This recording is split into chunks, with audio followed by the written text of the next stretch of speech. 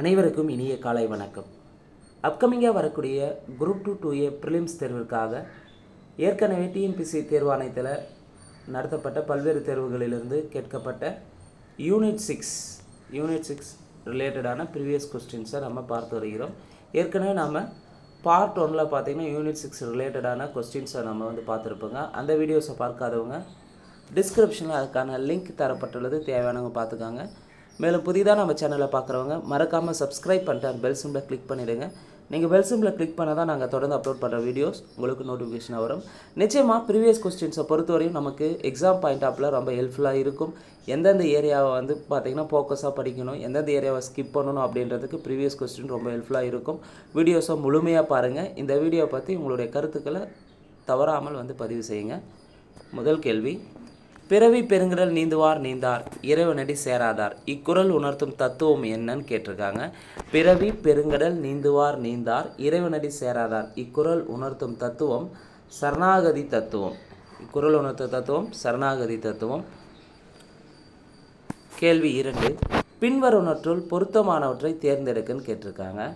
4 கூற்றில் எது சரின்னு பார்க்கலாம். 1, பழங்காலத்தில் தமிழர்கள் திருமணத்தில் மணல் பரப்பி விழா எடுத்தனர் என்ற செய்தி அகநானூற்றில் காணப்படுதுன்னு சொல்லியிருக்காங்க. ஸோ பழங்காலத்தில் தமிழர்கள் திருமணத்தில் மணல் பரப்பி விழா எடுத்தன்ற செய்தி அகநானூரில் காணப்படுகிறது. சரி. மணமகளுக்கு மணமகன் தாலி அணிவித்தல் வழக்கமாகும் என்பது தொல்காப்பியத்தில் குறிப்பிட்டிருப்பாங்களான்னா கிடையாது. மணமகள் வீட்டினர் மணமகன் வீட்டாருக்கு வரதட்சணை கொடுக்க வழக்கம் இருந்ததுன்னு சொல்லிட்டு நன்னூல் குறிப்பிடுகிறதுன்னு கேட்டிருக்காங்க. கிடையாது. இப்போ மணமகளுக்கு மணமகன் தாலி அணிவித்தல் வழக்கம் தொல்காப்பியம் கிடையாது. மணமகன் வீட்டாருக்கு வரதட்சணை கொடுக்க வழக்கம் இருந்து நன்னூல். இது 2 கூற்றுக்கான ஆன்சர் தெரிஞ்சோ கமெண்ட் பாக்ஸில் கமெண்ட் பண்ணுங்கள். அதே தீ நெறிப்பட்ட வேள்வி திருமணத்தை பற்றி சிலப்பதிகாரம் குறிப்பிடுகிறது. தீ நெறிப்பட்ட வேள்வி திருமணம் சிலப்பதிகாரம். இப்போ சரியான விடை 1 மற்றும் 4. அடுத்த கேள்வி, பொறுத்துக. தமிழகத்தில் அகழாய்வு மேற்கொள்ளப்பட்ட இடங்களை சரியானதை பொறுத்து சொல்லியிருக்காங்க. அகழாய்வுகளை பொறுத்தவரை நிச்சயமாக எக்ஸாம் பாயிண்ட் ஆஃபில் எதிர்பார்க்கக்கூடிய ஏரியா தான். இப்போ சமீபத்தில் இந்த ஆண்டில் எந்தெந்த இடத்துல புதிதாக அகழாய்வு மேற்கொள்ளப்படும்னு சொல்லிட்டு தமிழக அரசு அறிவிச்சிருந்தாங்க. அதையும் நம்ம தெளிவாக பார்த்துக்கலாம். சென்னையை பொறுத்தவரையும் பல்லாவரத்தில் தான் அகழாய்வு மேற்கொண்டாங்க. தஞ்சாவூர் ஏன்னா கம்பர்மேடு என்ற இடத்தில் அகழாய்வு மேற்கொள்ளப்பட்டது. தருமபுரியை பொறுத்தவரை மல்லப்பாடி, ஈரோடு கொடுமணல். சரியான விடை 4, 2, 1, 3. அடுத்த கேள்வி, இழுக்காது என்றது அறம் என்ற வள்ளுவர் குறளின் வழி பின்வரும் குணங்களை வரிசைப்படுத்துக. அதாவது அழுக்காறு, அவா, வெகுளி, இன்னாச்சொல் இவை 4ம் இழுக்காது என்றது அறம் என்ற திருக்குறள் இருக்கும். அதை தான் இவங்க இப்படி மாற்றி கேட்டிருக்காங்க. குறளின் வழி பின்வரும் குணங்களை வரிசைப்படுத்துதுன்னு கேட்டிருக்காங்க. அப்போ அழுக்காறு, அவா, வெகுளி, இன்னாச்சொல் 4ம் இழுக்கா இறையன்றது அறம். அப்போ அழுக்காறு 3, அடுத்து அவான்றது 2, அதுக்கு அடுத்து வெகுளின்றது 1, கடுஞ்சொல் இன்னாச்சொல் 4. சரியான விடை 3, 2, 1, 4. அடுத்த கேள்வி, பிறரால் கூற்று காரணம். கூற்று, பிறரால் இகழப்படாமல் இருக்க வேண்டும் என்று எண்ணுபவன் யாதொரு பொருளையும் கள்ளத்தினால் அடையக்கூடிய எண்ணம் நெஞ்சினில் புகாதபடி காத்து கொள்வான். அப்போ இங்கே கூற்றும் சரி, காரணமும் சரி. அடுத்த கேள்வி, பின்வருவனற்றுள் எந்த குறள் செய்நன்றி அறிதல் அதிகாரத்தை சார்ந்தது? ஒருமையுள் அமைப்புள் 5 அடுக்கல் ஆற்றின் எளிமை மேமாப்படுத்தி தகுதி என ஒன்று நன்றே பகுதியால் பார்ப்பட்டு ஒழுக பெறின் மறவர்க்க மாசற்றார் கேண்மை துறவர்க்க துன்பத்துள் துப்பாய நட்பு. அப்போ செய்நன்றி அறிதல் அதிகாரத்தை சேர்ந்த திருக்குறள் எதுனா இந்த 3 திருக்குறளில் ஆப்ஷன் சி, அதாவது ஆப்ஷன் பாம்பே 3 மட்டும். மறவர்க்க மாசற்றார் கேண்மை துறவர்க்க துன்பத்துள் துப்பாய நட்பு. இந்த திருக்குறள் பார்த்திங்கன்னா செய்நன்றி அறிதல் அதிகாரத்தில் இடம்பெற்றுள்ளது. அடுத்த கேள்வி, பின்வரும் பழக்க வழக்கங்களை இலக்கியத்துடன் பொறுத்துகன்னு கேட்டிருக்காங்க. 1, பழிவாங்காத காதலனால் செய்யப்படும் ஒரு வழக்கம் இருந்ததை பற்றி குறிப்பிடும் நூல் எதுனா தொல்காப்பியம். பழிவாங்காத காதலனால் செய்யப்படும் ஒரு வழக்கத்தை பற்றி குறிப்பிடும் நூல் தொல்காப்பியம். இளநீரில் பனை மற்றும் கரும்புச்சாறு ஆகியவற்றை கலக்கும் வழக்கம் இருந்ததை பற்றி குறிப்பிடும் நூல் எதுன்னு பார்த்தீங்கன்னா புறநானூறு. இளநீரில் பனை மற்றும் கரும்புச்சாறு ஆகியவற்றை கலக்கும் வழக்கம் இருந்ததை பற்றி குறிப்பிடும் நூல் புறநானூறு. வெள்ளை அரிசி மற்றும் நெய்யுடன் காக்கைக்கு நைவேத்தியம் செய்யும் வழக்கம் இருந்ததை பற்றி குறிப்பிடும் நூல். வெள்ளை அரிசி மற்றும் நெய்யோட காக்கைக்கு நைவேத்தியம் செய்யும் வழக்கம் இருந்ததை பற்றி குறிப்பிடும் நூல் குறுந்தொகை. வீடுகளின் சுவர்களில் ஓவியம் தீட்டும் வழக்கம் இருந்ததை குறிப்பிடும் நூல் மணிமேகலை. வீடுகளின் சுவர்களில் ஓவியம் தீட்டும் வழக்கம் இருந்ததை குறிப்பிடும் நூல் எதுனா மணிமேகலை. சரியான விடை ஆப்ஷன் ஏ. அடுத்த கேள்வி பாருங்கள். கூற்று காரணத்திலிருந்து ஒரு கேள்வி கேட்டிருக்காங்க. கூற்று: கேரளம் எர்ணாகுளத்தில் உள்ள பட்டினம் கிராமத்தில் நடத்தப்பட்ட தொல்லியல் அகழ்வாராய்ச்சி தொடக்க கால ரோமானிய வாணிகத்தை தெரிவிக்கிறது. கேரளாவில் எர்ணாகுளத்தில் பட்டினம் என்ற கிராமம் இருக்குது. அந்த கிராமத்தில் தொல்லியல் அகழ்வாய்வு நடந்தது. அது பார்த்திங்கன்னா தொடக்க கால ரோமானிய வாணிகத்தை தெரிவிக்கிறது. சரி. காரணம்: சங்ககால பேரரசுகளின் துறைமுக நகரமான முசிறின் ஒரு பகுதியாக பட்டணம் இருந்தது என்பதை அகழ்வாராய்ச்சி நிரூபிக்கிறது. சரி. அப்போ இங்கே கூற்று மற்றும் காரணம் இரண்டும் சரி. மேலும் காரணம் என்பது கூற்றிற்கான சரியான விளக்கமாகும். அடுத்த கேள்வி: பின்வருவனவற்றை பொறுத்துக. கொல்லிப்பாறை நாணயங்கள் எங்கே கிடைச்சதுன்னா, கொல்லிப்பாறை நாணயங்களை பற்றி குறிப்பிட யாரை பற்றியதுன்னா சேரர்களை பற்றியது. கொல்லிப்பாறை நாணயங்கள் சேரர்களுடையது. பெருவழுதி நாணயங்கள்னால் பாண்டியர்களுடையது. பெருவழுதி நாணயங்கள் பாண்டியர்களுடையது. மணிகள் உற்பத்தி செய்யும் தொழிற்சாலை எங்கே இருந்ததுன்னா காங்கேயத்தில் இருந்தது. மணிகள் உற்பத்தி செய்யும் தொழிற்சாலை காங்கேயம். துணி உற்பத்தி தொழிற்சாலை மொகஞ்சதாரோ. துணி உற்பத்தி தொழிற்சாலை மொகஞ்சதாரோ. கொல்லிப்பாறை நாணயங்கள் யாருடையதுன்னா சேரர்களுடையது. பெருவழுதி நாணயங்கள் பாண்டியர்களுடையது. மணிகள் உற்பத்தி செய்யும் தொழிற்சாலை இருந்த இடம் காங்கேயம். துணி உற்பத்தி தொழிற்சாலை வந்து மொகஞ்சதாரோ. சரியான ஆப்ஷன் ஏ. 2, 1, 3, 4. அடுத்த கேள்வி: அகழாய்வில் கிடைத்த பொருட்களையும் அகழாய்வு செய்யப்பட்ட இடத்தையும் பொறுத்துகன்னு கேட்டிருக்காங்க. சங்கு வளையல்கள் எங்கே கிடைச்சிருக்குன்னா வெம்பக்கோட்டை அகழாய்வில் கிடைத்துள்ளது. சங்கு வளையல்கள் வெம்பக்கோட்டை அகழாய்வில் கிடைத்துள்ளன. உரைக்கிணறு கீழடியில் இடம்பெற்றுள்ளது. ரோம் நாணயங்கள் அழகன் குளத்தில் கண்டெடுக்கப்பட்டுள்ளன. வெள்ளி அச்சு துலுக்கற்பட்டியில் கண்டெடுக்கப்பட்டன. ஸோ சங்கு வளையல்கள் வந்து தமிழ்நாட்டில் எங்கு நடைபெற்ற அகழாய்வில் கிடைச்சதுன்னா சங்கு வளையல்கள் வெம்பக்கோட்டை அகழாய்வு, உரைக்கிணறு கீழடி அகழாய்வு, ரோம் நாணயங்கள் அழகன் குளம், வெள்ளி அச்சு வந்து துலுக்கற்பட்டி. இந்த கேள்வியை பொறுத்தவரையும் 9ஆம் வகுப்பு சமூகறியல் புத்தகத்தில் இடம்பெற்றிருக்கும். தமிழ்நாட்டின் அகழாய்வு தலங்கள் என்ற பிளேஸ் டாப்பிக்கில் வந்து வந்திருக்கும். கட்டாயம் வந்து அகழாய்வு ரிலேட்டடான கொஸ்டின்ஸ் 1லேருந்து 2 கொஸ்டின்ஸ் இடம்பெறுங்க. அடுத்த கேள்வி: கூற்று காரணம். கூற்று: புலவர்களில் சிலரே பரிசில் வாழ்க்கையை மேற்கொண்டிருந்தனர். பெரும்பாலோர் தமக்கு விருப்பமான தொழில்களை செய்து வாழ்ந்து வந்தனர். கூற்று சரி. காரணம்: பரிசில் வாழ்க்கையை மேற்கொண்டோர் தகுதிக்கு குறைவாக பரிசு நல்கிய போதும் முகமாறி அளித்த போதும் அப்பொருளை துச்சமென மதித்து மறுத்திருப்பாங்க. சரி.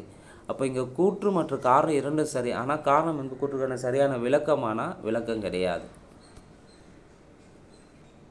அடுத்த கேள்வி: பகைவர் புல் ஆர்க எனும் தொடர் இடம்பெற்றுள்ள நூல் எது? பகைவர் புல் ஆர்க எனும் தொடர் இடம்பெற்றுள்ள நூல் ஐங்குறுநூறு.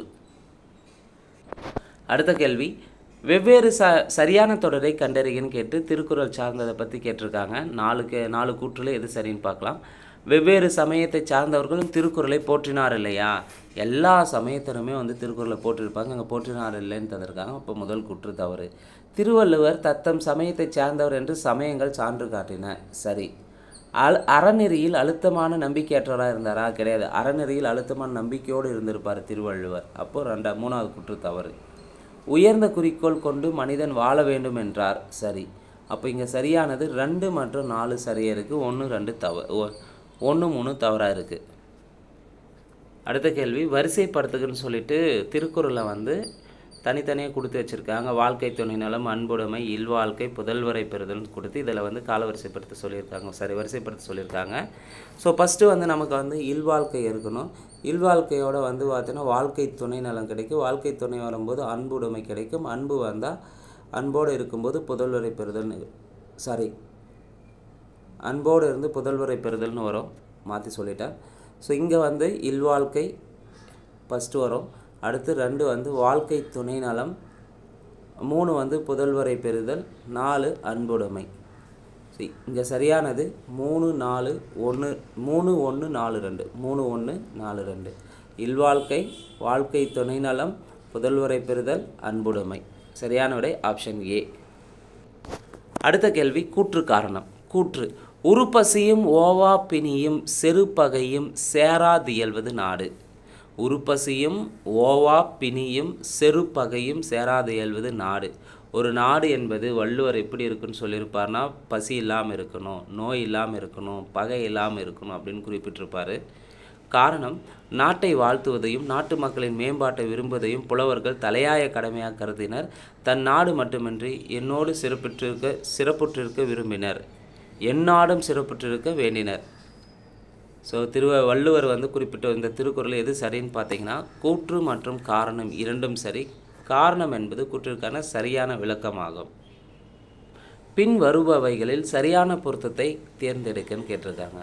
பொற்பனை கோட்டையில் பார்த்தீங்கன்னா இது ஒரு சங்ககால கோட்டை என்று அறியப்படுகிறது. சரி. இரும்பு கத்தி பல்லாவரத்தில் கிடைச்சதுன்னா கிடையாது. வணிக குழு கல்வெட்டு மயிலாடும்பாறையில் கிடைத்துள்ளது. சரி.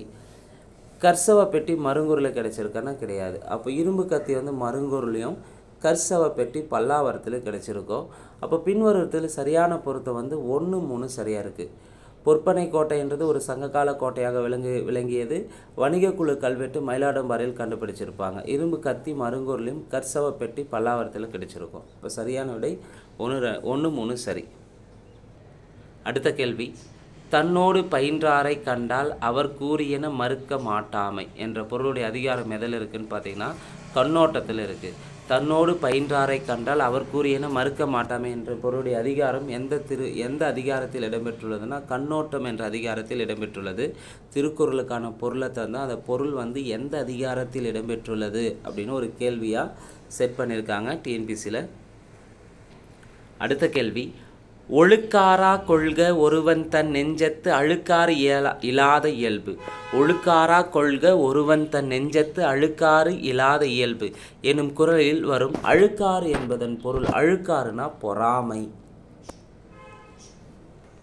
அடுத்த கேள்வி, சமய கணக்கர் மதிவழி கூறாது உலகியல் கூற பொருளிது வென்ற வள்ளுவன் என்று வள்ளுவரின் பெருமையை கூறியவர் யார்? சமய கணக்கர் மதிவழி கூறாது உலகியல் கூற பொருளிது வென்ற வள்ளுவன் என்று வள்ளுவரின் பெருமையை சொன்னது யாருன்னு பார்த்தீங்கன்னா கல்லாடர். அடுத்த கேள்வி, உலக அறிவுடையவன் செல்வம் சமுதாயத்திற்கு பயன்படுவதை வள்ளுவர் எதனோடு ஒப்பிடுகிறார்? ஊருணியோடு ஒப்பிடுகிறார். உலக அறிவுடையவன் செல்வம் சமுதாயத்திற்கு பயன்படுவதை வள்ளுவர் எதனோடு ஒப்பிடுகிறார்? ஊருணி. அடுத்த கேள்வி, சங்க காலத்தில் 8 சேர அரசர்கள் குறித்தும் அவர்கள் ஆண்ட பகுதிகள் சாதனைகள் குறித்தும் ஒரு நூல் எது? சேர அரசர்கள்னாவே அது எந்த நூல் தான்? பதிற்று 10 தான். அடுத்த கேள்வி, பதிற்று 10 பற்றியே ஒரு கேள்வி ரிப்பீட்டாக கேட்டிருக்காங்க.